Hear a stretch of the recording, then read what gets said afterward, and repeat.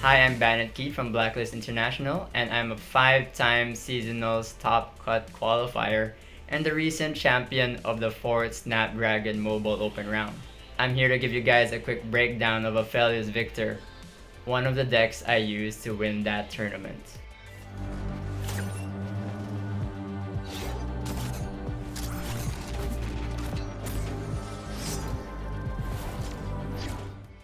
At its core, Aphelios Viktor is a very competitive mid-range deck with many ways to win.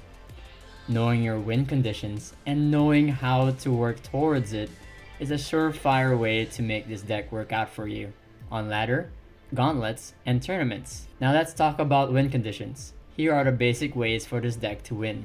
Let's go over them.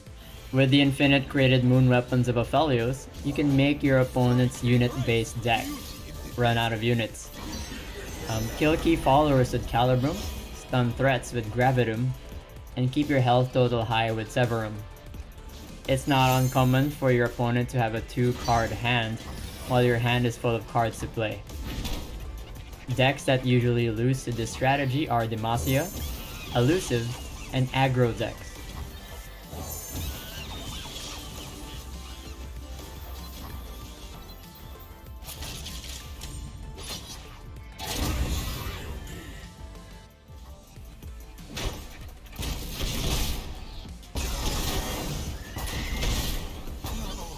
Sometimes you can get the perfect keywords to win games that you have no business winning with Viktor. I've seen games when Viktor just rolls Elusive or Lifesteal versus aggro decks. You can also make use of his high power as a Severum or Infernum target to swing games your way.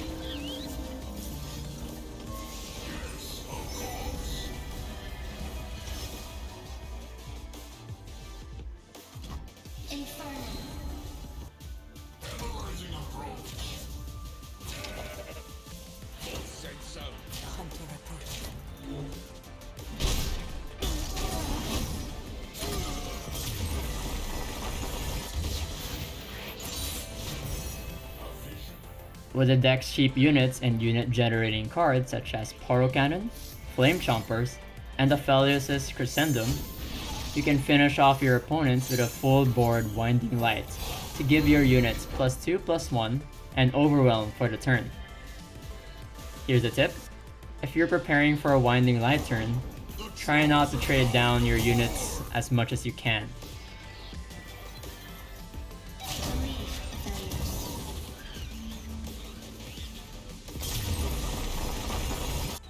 Now let's talk mulligan.